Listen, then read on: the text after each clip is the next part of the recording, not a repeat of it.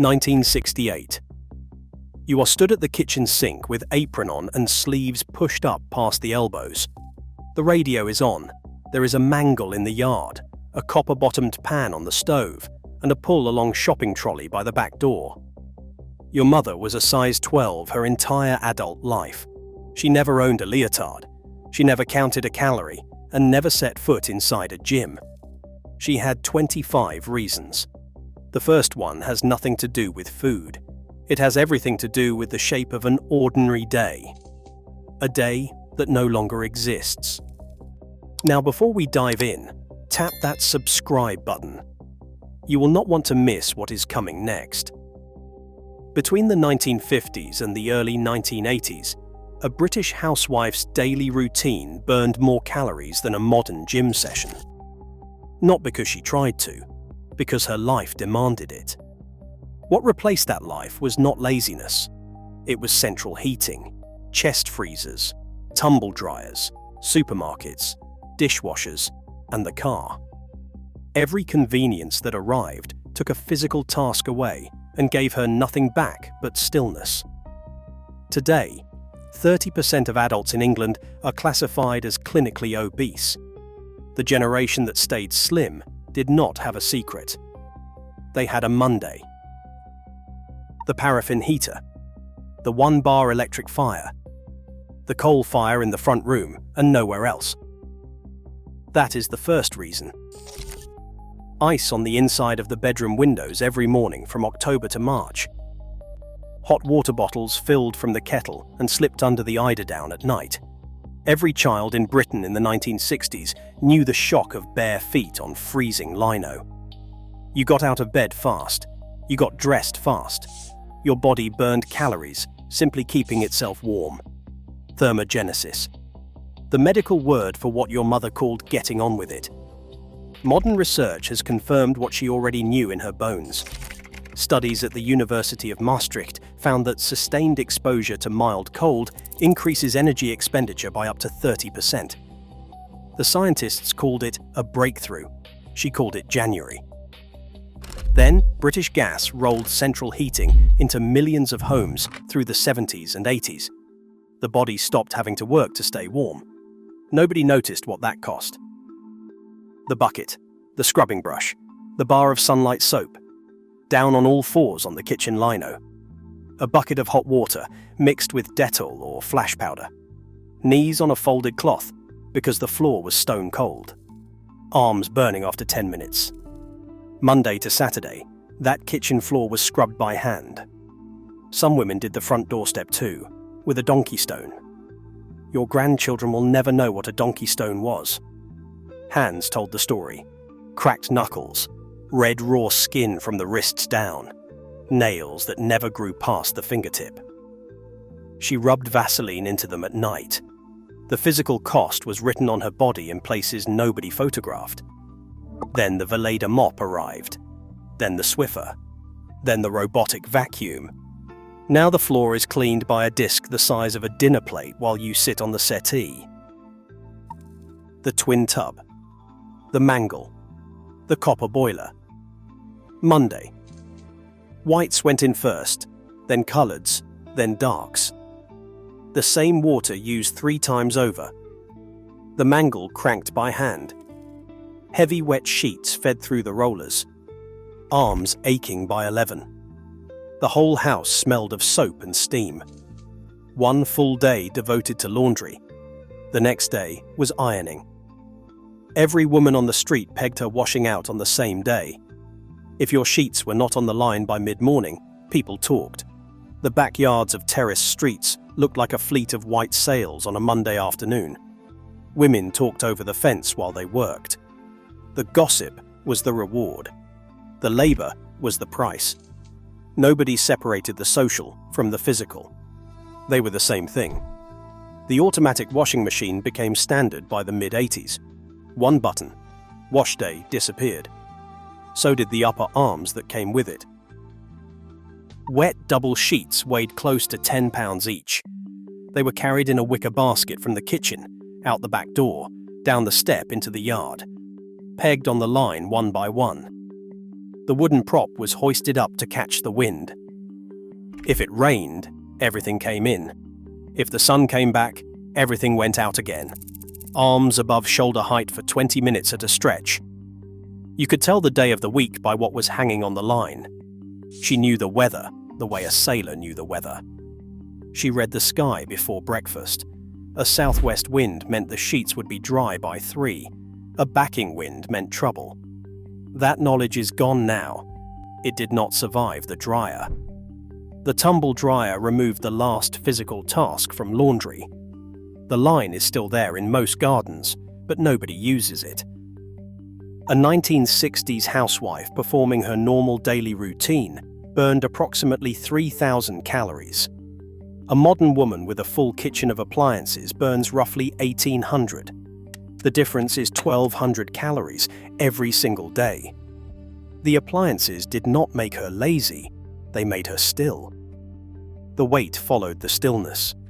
No scientist measured her in 1965. Nobody attached electrodes to her wrists or asked her to fill in a food diary. The data was reconstructed decades later by researchers who could not believe what they found. The deficit between then and now is the equivalent of running a half marathon every week without lacing up a single shoe. The butcher, the baker, the greengrocer, the fishmonger on Friday. Shopping in the 50s and 60s meant walking to each one separately, every single day. She carried it all home in a basket or a pull-along trolley. Half a mile each way on a good day. You knew the butcher by name. He knew your order before you opened your mouth. Then Tesco arrived. Sainsbury's arrived. The Tesco Express stands where the corner shop used to be. One trip, one trolley, one car park. The daily walk to 4 separate shops was replaced by a single drive. The walking stopped.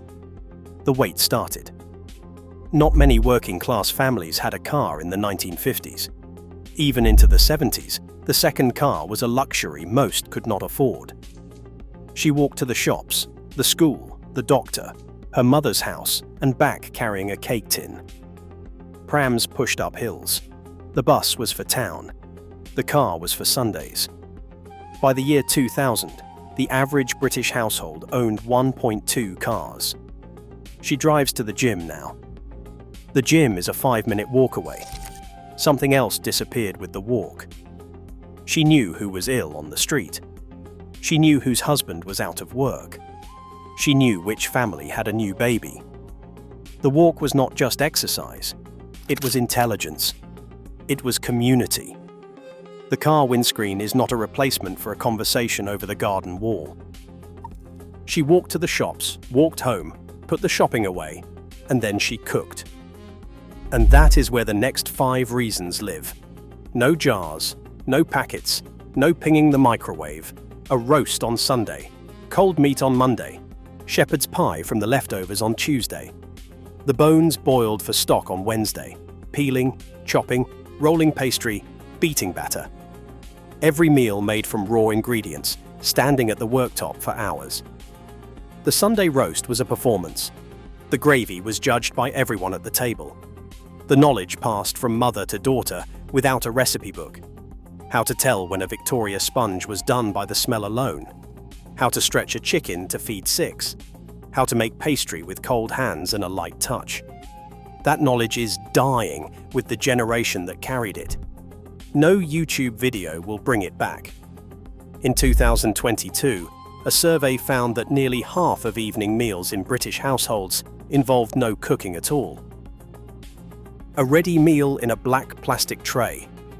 400 watts. 3 minutes. The chopping, the stirring, the standing, the lifting. All of it gone. The dinner plate. Not the one you have now. The one your grandmother had. A standard dinner plate in the 1960s was roughly 9 inches across. By 2000 it was 11 inches. 2 inches does not sound like much. It is roughly 50% more surface area. You filled the plate. Everyone filled the plate. Doubling plate size leads to a 41% increase in the food people serve themselves. The plate grew, The waistline followed. Breakfast, dinner, tea. That was it. A biscuit tin with rich tea fingers in it. That was the full extent of the snack provision in most British homes. Children were told they would spoil their tea. The kitchen closed between meals. Nobody grazed. The word grazing belonged to cattle. The British snack food industry is now worth over £10 billion a year. The gap between meals has been filled with commerce. The larder, the cold shelf, the meat safe with its mesh door. By 1968, only half of British households owned a refrigerator. The fridge, when it arrived, was the size of a bedside table. You could not store a weekly shop inside it because a weekly shop would not fit. No fridge meant daily shopping. Daily shopping meant daily walking. Daily walking meant daily exercise that nobody called exercise. The American-style double-door fridge freezer arrived around 2000. The daily walk became a weekly drive. A working-class housewife in 1965 received a weekly housekeeping allowance, typically £2 to £3. Portions were not decided by appetite. They were decided by arithmetic. The family ate exactly what the budget allowed, and not a crumb more. Nobody called it calorie restriction. They called it Tuesday.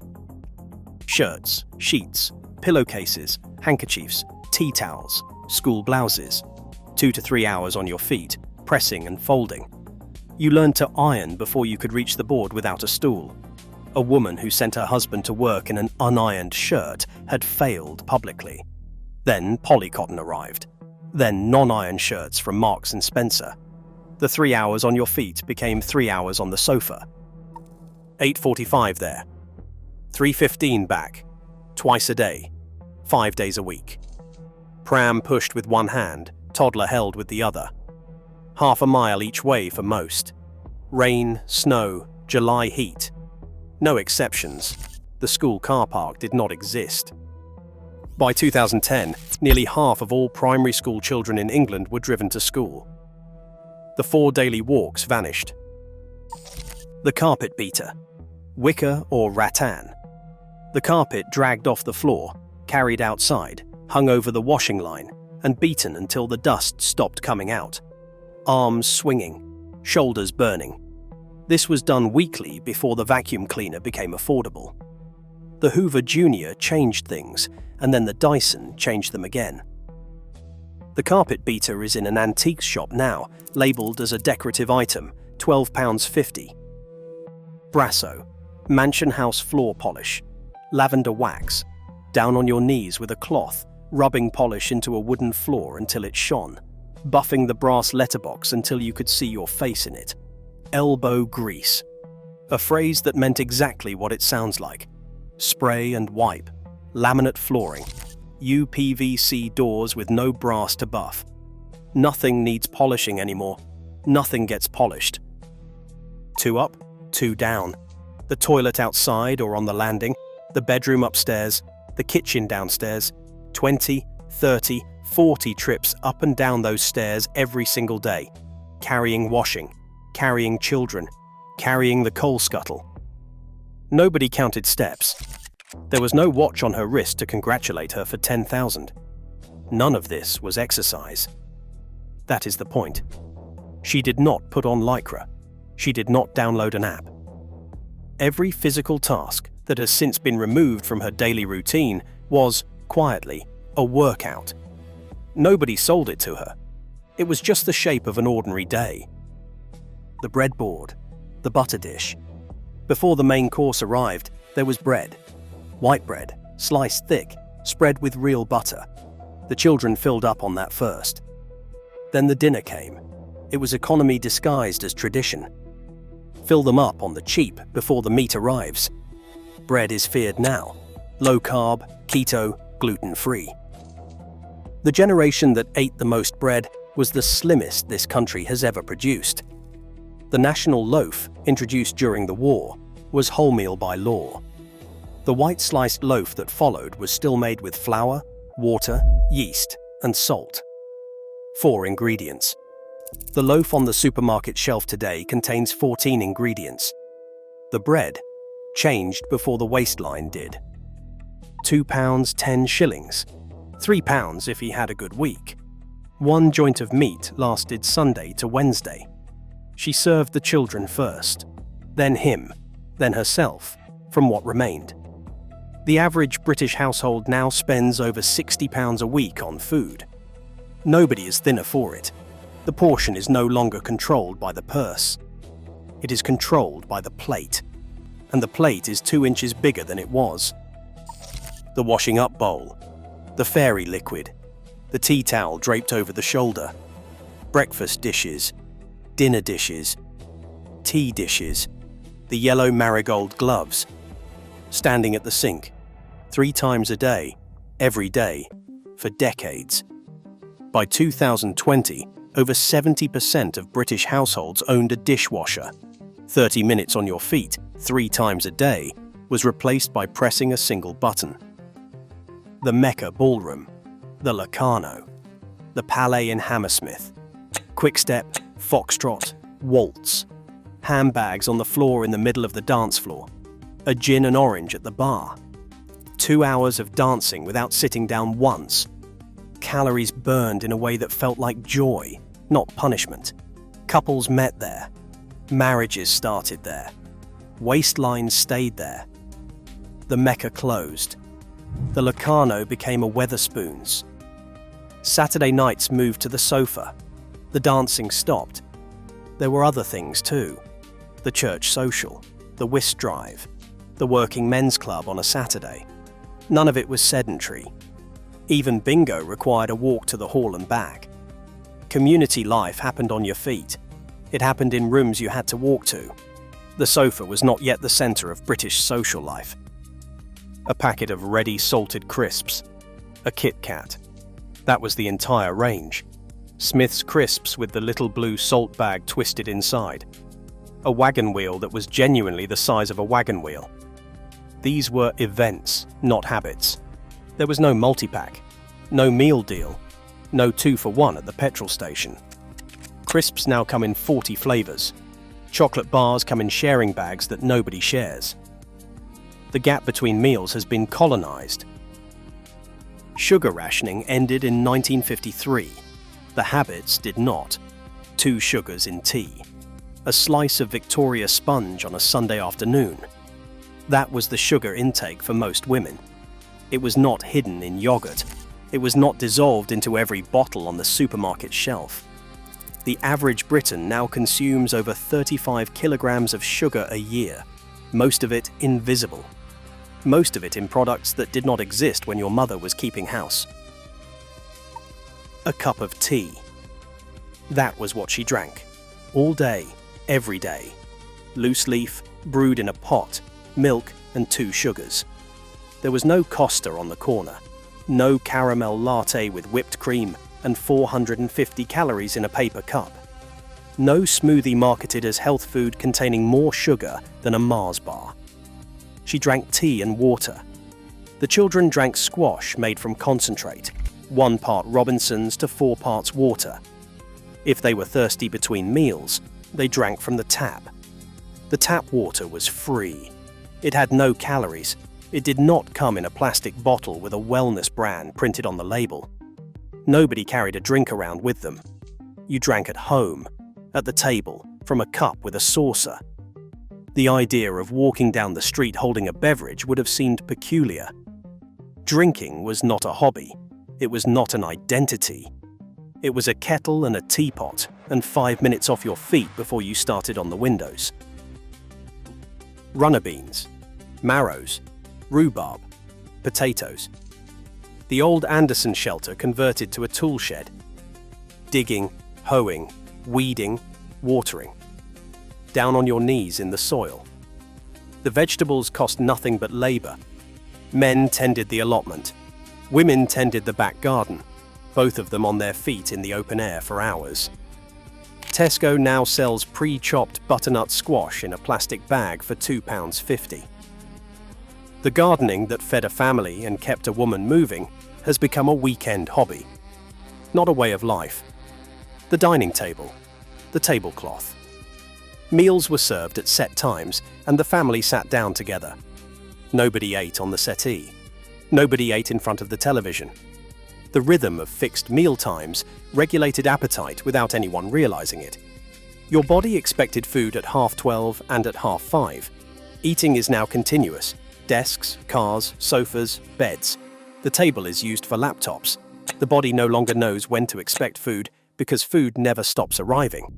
There is a word for what she practiced without knowing it.